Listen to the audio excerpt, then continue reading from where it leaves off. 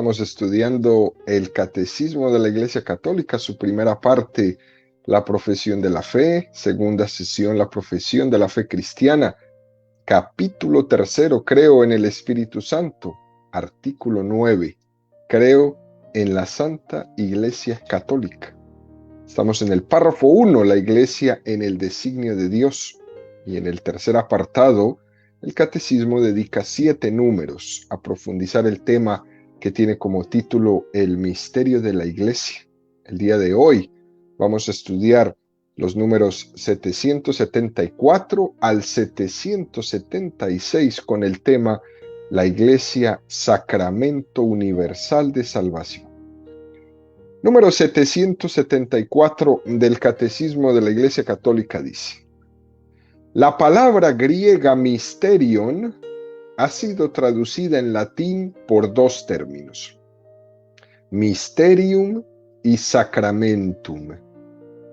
En la interpretación posterior, el término sacramentum expresa mejor el signo visible de la realidad oculta de la salvación, indicada por el término mysterium. En este sentido, Cristo es Él mismo el misterio de la salvación. No hay otro misterio de Dios fuera de Cristo. La obra salvífica de su humanidad santa y santificante es el sacramento de la salvación que se manifiesta y actúa en los sacramentos de la Iglesia. Los 7 sacramentos son los signos y los instrumentos mediante los cuales el Espíritu Santo distribuye la gracia de Cristo, que es la cabeza, en la Iglesia, que es su cuerpo. La Iglesia contiene, por tanto, y comunica la gracia invisible que ella significa. En este sentido analógico, ella es llamada sacramento. Bueno, pues un número muy interesante que nos presenta el Catecismo esta mañana. No olvidemos, queridos amigos, que hay números que son un poco densos como este.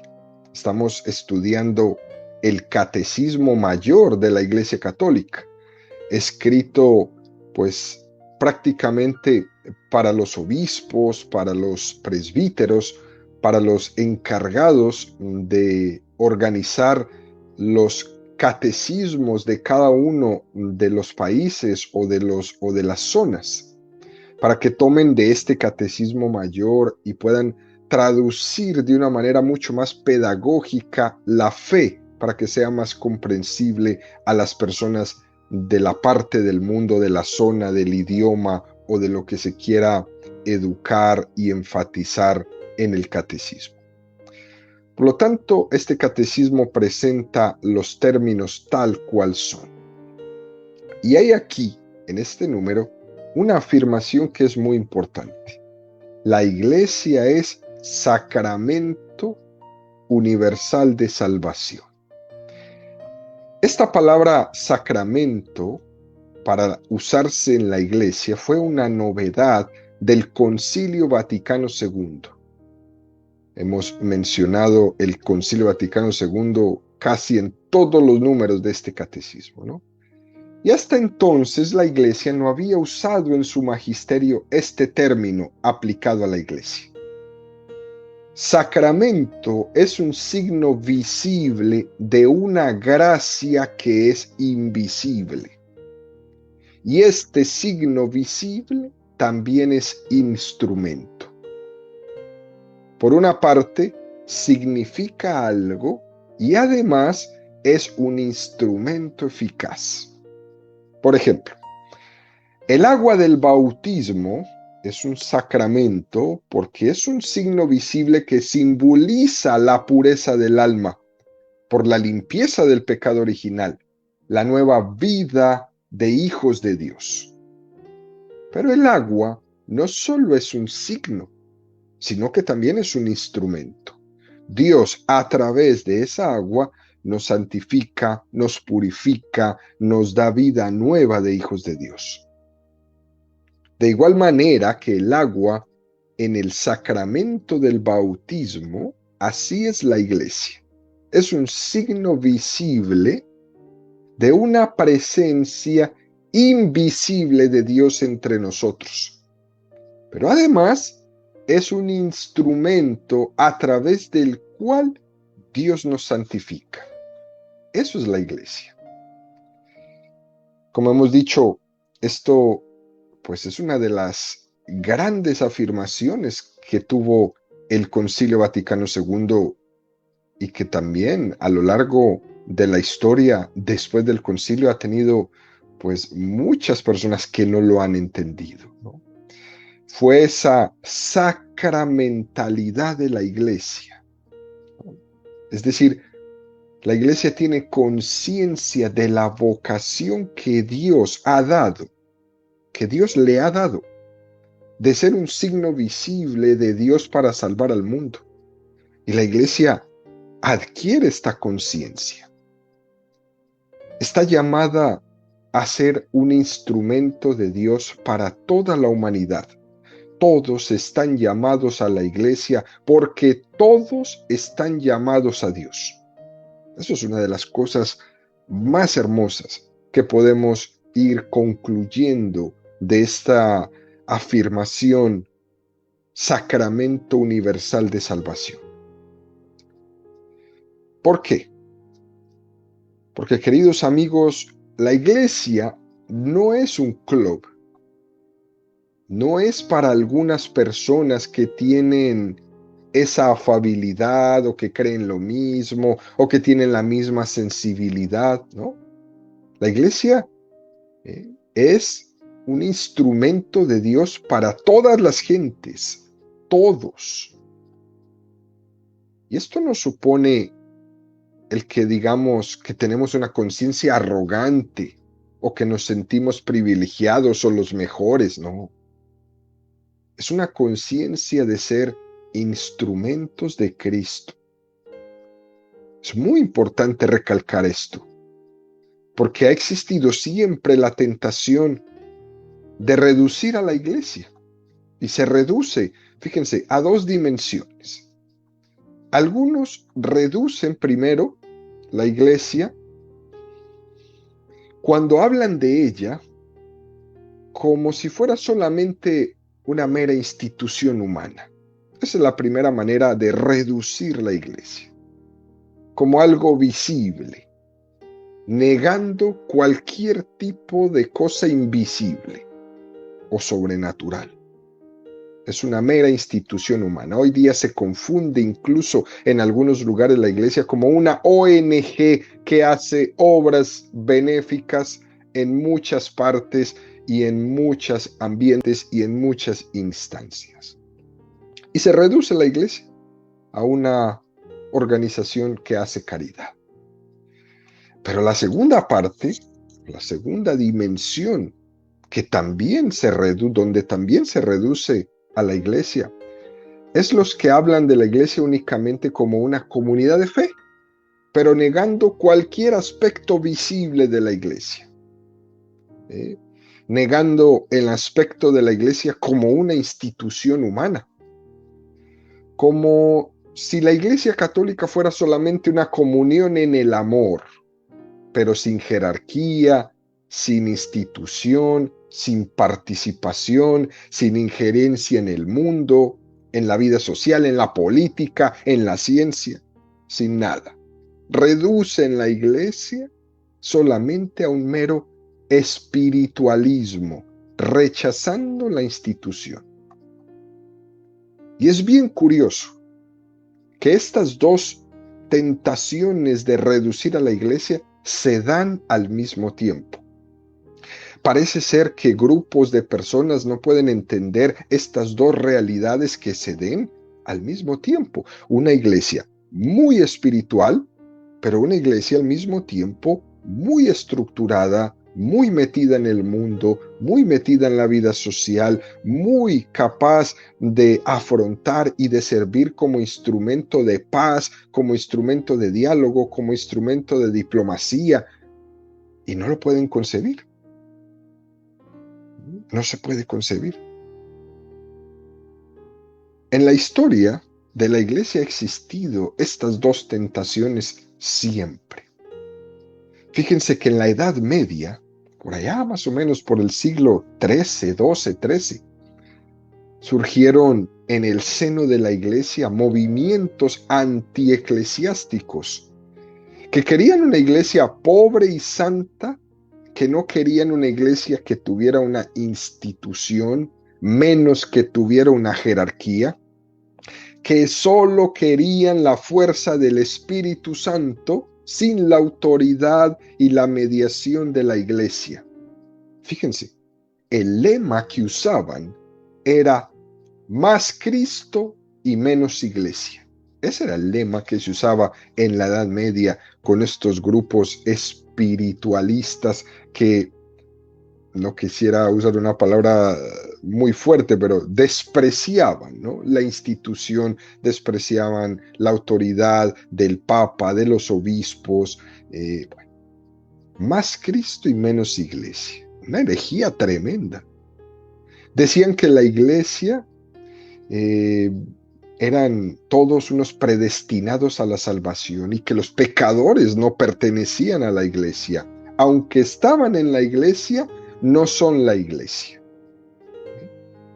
Decían también que el Papa era solamente el vicario de Cristo en la medida en que reproducía las virtudes de Cristo. Y si no, no. Esto, siglo XII, siglo XIII, siglo XIV. Y la iglesia respondió, reaccionó ante estas herejías. Decía la iglesia, aunque el Papa sea un pecador, es el vicario de Cristo. Ojalá él reproduzca las virtudes de Cristo. Claro que sí. Pero aunque sea un pecador, es el vicario de Cristo. Jesús puso a Pedro como su vicario, como su roca, incluso cuando Pedro era también un pecador. Por tanto, queridos amigos, realmente no tenemos que confundir el misterio de la iglesia en el mundo con la espiritualidad. ¿Sí? Con la espiritualidad, que parece algunas veces que confunde la iglesia de la tierra con la iglesia del cielo. ¿Sí? Aunque los que formamos la iglesia seamos pecadores, esta es la verdadera iglesia del Señor, con estos dos brazos.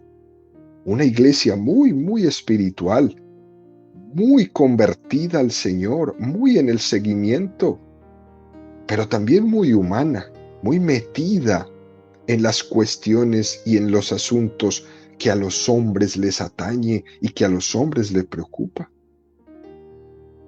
Fíjense, queridos amigos, cómo todas las herejías siempre han partido con una buena intención. Todas. Y se desvían, se desbaratan. Estas herejías espiritualistas tenían la intención de reaccionar frente a esa parte del clero en la Edad Media que estaba muy apegada a los beneficios eclesiásticos, claro que sí, y que era deplorable, claro que sí, que tenía que ser rechazado, sí, claro que sí.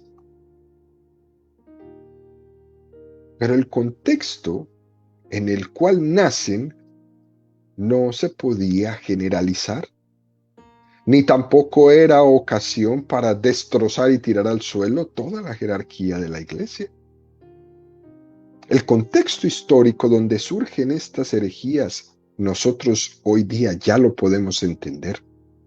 Pero es que el demonio saca provecho y pretende que la reacción sea alejarse y avergonzarse de la iglesia por algo que pasó hace 800 años. Es lo que muchos hoy día usan como pretexto para alejarse, para distanciarse, para dividirse. Es que en la iglesia, oye, pero es que eso pasó hace 800 años. En este contexto se da también la reforma protestante de Martín Lutero, llegando hasta el punto de decir que toda mediación humana corrompe la gracia de Dios. Lutero decía que él no quería ningún mediador. Dios ha querido que haya mediadores. En primer lugar, Cristo. Y en segundo, la iglesia que prolonga la mediación de Cristo. Esto no lo llegó quizás a tener tan claro Lutero. Cristo, cuando eligió a sus 12 apóstoles, sabía que iban a ser mediadores, a través de los cuales los hombres iban a conocerle por su acción, por su predicación, por sus visitas, por sus comunidades. Claro que sí. Ellos iban a ser mediadores. La iglesia es sacramento visible. Eso es entender que la iglesia es la prolongación de la encarnación. Dios se hizo carne, habitó entre nosotros. Dios se hizo visible en Jesucristo, en su encarnación, y la iglesia es visible. La iglesia es el signo visible y no nos avergonzamos de esa visibilidad, aunque a veces se le vean demasiado los pecados, como se le veían a Pedro. Jesús no se asustó del pecado de Pedro, no se escandaliza, no se asusta de mi pecado. En el fondo, el que se escandaliza de la iglesia también se escandaliza de Cristo. Juan 10, 32, 33. Jesús les dijo: muchas buenas obras que vienen del Padre os he mostrado. ¿Por cuál de esas obras queréis apedrearme? Le respondieron los judíos: no queremos apedrearte por ninguna obra buena, sino por una blasfemia, y porque tú, siendo hombre, te haces a ti mismo Dios. Eso es lo mismo que nos pasa hoy con la iglesia. Lo que le molesta al mundo de la iglesia no es tanto las cosas que hace. Quítele al mundo a la iglesia católica y verán el lío en el que se mete. Quite sus 5.800 hospitales, sus miles de escuelas, sus miles de trabajadores, de sacerdotes, de religiosas, de consagrados. Quíteselos. Quítele toda la gente que sostiene los hospitales, los orfanatos, los ancianatos. Quítelos. A ver en el lío en el que se mete. 600,000 trabajadores, 24 horas. En todos los lugares del mundo. Lo que le molesta al mundo no son las obras buenas de la iglesia, no son las caridades católicas, no es todo lo que hacemos en las parroquias por ayudar a la comunidad, a las personas, para involucrarnos, para intentar solucionar muchas veces su vida, no solamente espiritual, no solamente psíquica, no solamente en sus relaciones, en sus matrimonios o con sus hijos. Lo que le molesta al mundo de la iglesia es que ella tiene conciencia de ser el sacramento visible de Dios entre los hombres. Eso es lo que más le molesta a esta cultura relativista, donde le molesta que alguien crea, a una cultura que le molesta que alguien predique, que alguien proclame y que alguien sostenga y sobre todo que alguien siga la verdad. En un mundo que no quiere la verdad, que se debate en la mentira, le molesta sobremanera quien siga la verdad. Hay quien acepta que Dios existe, claro que sí. Pero lo que no puede soportar es que ese Dios que existe se meta en su historia. Eso no lo soportan. Hoy día Es muy raro quien niegue la existencia de Dios, pero es muy común que se niegue que ese Dios sea cercano, que sea nuestro amigo.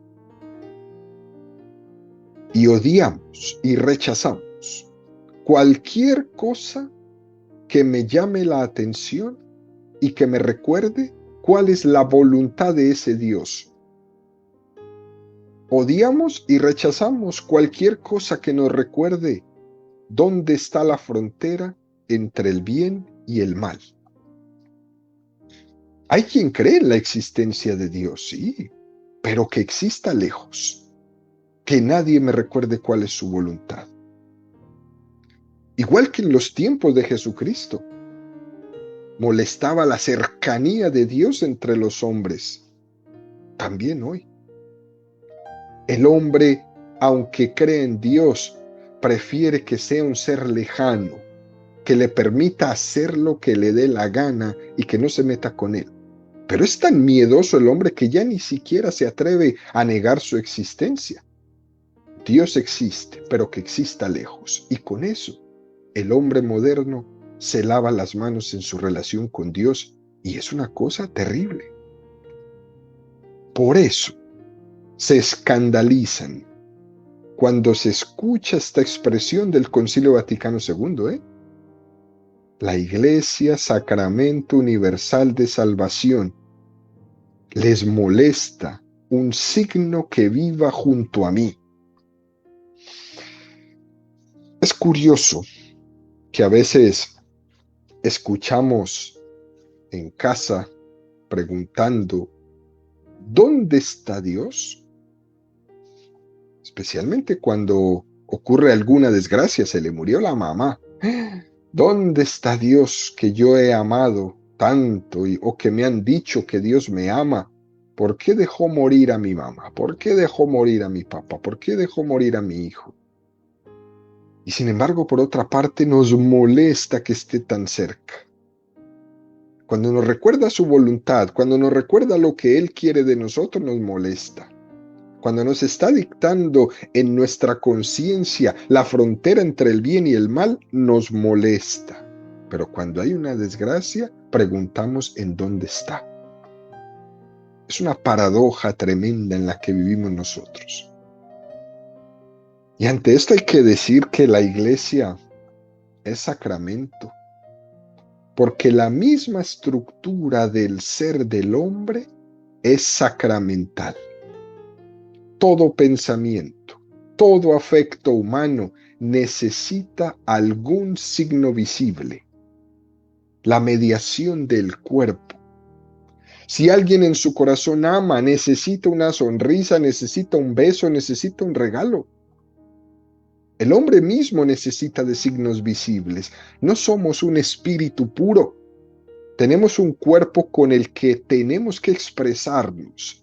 Si alguien me ama, me sonríe. Si alguien me ama, me besa. Si alguien me ama, me da un regalo. Si alguien me ama, se preocupa. Nuestra corporalidad hace necesario el sacramento, el signo visible. Por eso, queridos amigos, es que la iglesia es necesaria para nosotros. Dios, que es un buen padre, que es un buen pedagogo, entendió que necesitábamos de la iglesia. Dios se ha acomodado a nosotros para que le entendamos.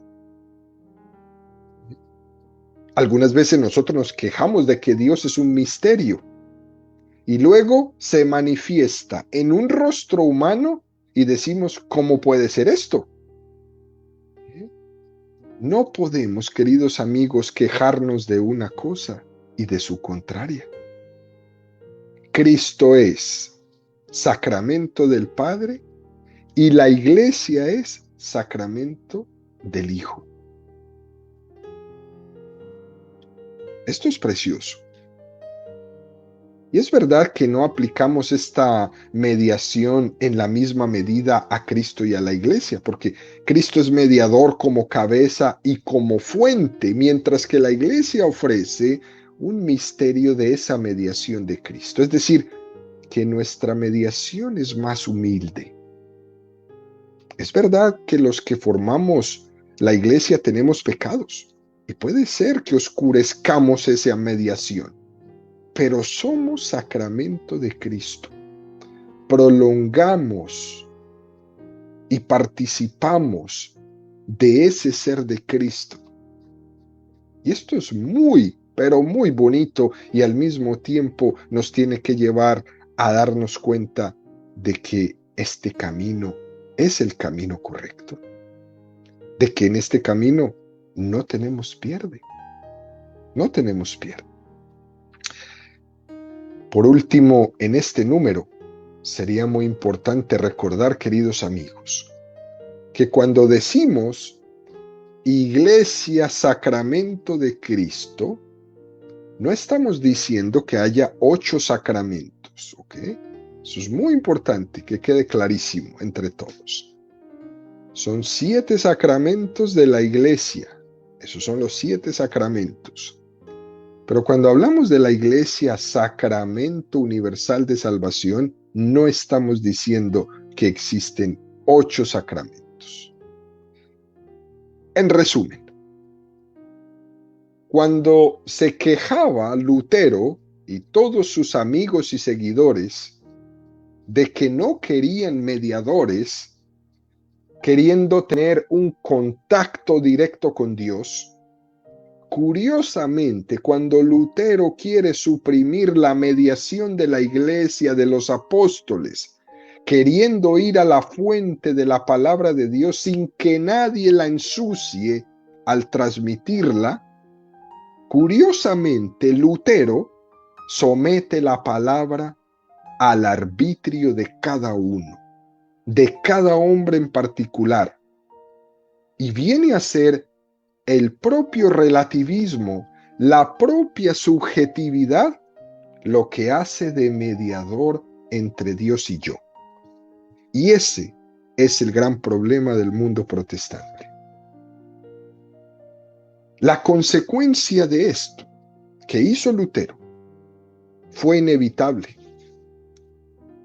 El surgimiento de miles de sectas que interpretan cada una de manera individual y particular la palabra de Dios,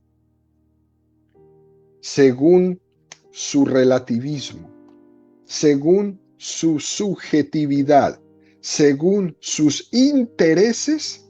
Cada uno interpreta la palabra de Dios como quiere. Eso es el fruto de haber quitado a la iglesia como mediadora de Jesucristo. Cuando se rechaza la iglesia, se cae en el subjetivismo y en la arbitrariedad propia. Y por eso, queridos amigos, nos encontramos en el sectarismo lo que nos encontramos. Es curioso, muy curioso, que la palabra herejía significa elección, elegir una cosa frente a otra. Nosotros elegimos el magisterio de la iglesia. Lo elegimos. Nosotros no lo rechazamos. Es más, hacemos de ese magisterio el instrumento para la interpretación de la palabra del Señor. Muy importante esto, queridos amigos, para tenerlo ahí en nuestra vida, en nuestra mente, en nuestro corazón.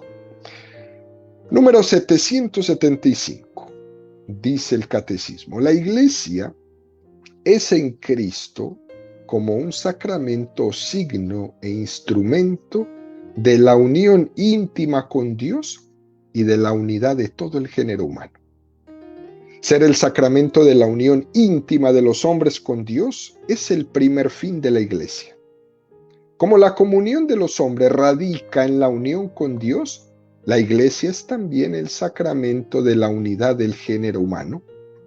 Esta unidad ya está comenzada en ella porque reúne hombres de toda nación, raza, pueblo y lengua al mismo tiempo, La iglesia es signo e instrumento de la plena realización de esta unidad que aún está por venir.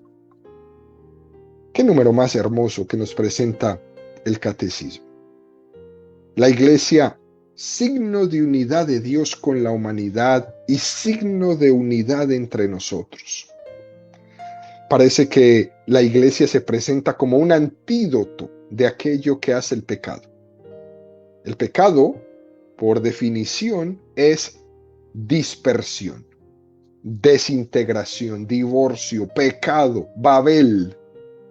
Cada uno a lo suyo sin importarle nada, sin la capacidad de entenderse uno con otro. El pecado da una sensación de que mi hermano me estorba. El pecado da una sensación de que mi hermano es mi enemigo, de que mi hermano me quiere hacer daño. Sin embargo, la gracia de Dios me hace entender que mi hermano no es mi enemigo, ni mi estorbo, ni me quiere hacer daño, sino que es una comunión de amor. Cristo lloraba mirando a Jerusalén y decía: ¿cuántas veces he querido reuniros como la gallina a sus polluelos bajo sus alas? La iglesia es esa imagen. Cristo que reúne a todos, Cristo que convoca a todos, Cristo que une a todos. Reunión, convocación, unidad. La iglesia es signo de la unión de Dios con los hombres y de todos los hombres entre sí. Eso es lo que pretende la iglesia, que sea Pentecostés, donde todos nos entendemos, que sea Pentecostés, lugar de comunión, que sea Pentecostés, donde hablemos el mismo idioma, que sea Pentecostés, que entendamos y nos comuniquemos con el idioma del Espíritu. Precioso este número que nos presenta el catecismo. Por último, número 776. Como sacramento, la iglesia es instrumento de Cristo. Ella es asumida por Cristo como instrumento de redención universal, sacramento universal de salvación, por medio del cual Cristo manifiesta y realiza al mismo tiempo el misterio del amor de Dios al hombre. Ella es el proyecto visible del amor de Dios hacia la humanidad, que quiere que todo el género humano forme un único pueblo de Dios, se una en un único cuerpo de Cristo, se coedifique en un único templo del Espíritu Santo. Esto es un número excepcional. Fíjense lo que dice: la iglesia es un instrumento eficaz. No solamente simboliza la unidad de Dios con los hombres y la unidad de los hombres entre sí, sino que llama la atención, queridos amigos, el hecho de que Jesucristo no solamente dijera palabras hermosas, sino que esas palabras fueran efectivas. Fíjense cómo se preguntaban ellos: ¿y quién es este que hasta el viento y el mar le obedecen? Les impresionaba el poder que tenía Jesucristo, el poder de la palabra. ¿Quién es este que hasta perdona los pecados? Tanta fuerza tiene esa palabra que este hombre hace que suceda de verdad lo que está diciendo. Ese poder de Jesucristo, Cristo lo da a la iglesia, para que la palabra de la iglesia no sea solamente palabra bonita, sino que sea palabra con fuerza. Lo que atéis en la tierra quedará atado en el cielo. Cuando la iglesia te dice: tus pecados quedan perdonados, créeme que también en el cielo tus pecados quedan perdonados. De eso no tengas la menor duda, porque el poder que tenía Jesucristo para que el viento y el mar le obedecieran, para perdonar los pecados, se lo ha dado a la iglesia. Con ese poder que Dios ha puesto en las manos de barro de la iglesia, Dios se sirve de ella. ¿Para qué? Para que ella sea instrumento eficaz de salvación. Y Dios es tan genial que se pone obediente a la iglesia. Dios, obediente a su iglesia. Esto suena rarísimo, pero es verdad. Cuando un sacerdote pronuncia las palabras, yo te bautizo en el nombre del Padre, del Hijo y del Espíritu Santo, Dios es obediente y Dios se compromete a recibir como hijo suyo a ese niño que acabamos de bautizar. Cuando el sacerdote dice, tus pecados te quedan perdonados, Dios se compromete a no tener memoria de mi pecado. Dios se ha comprometido a obedecer a su iglesia con el poder que Él mismo le ha dado para sanar al hombre. Dios se compromete con nosotros a través de este signo que es la palabra de la iglesia y que es una palabra eficaz.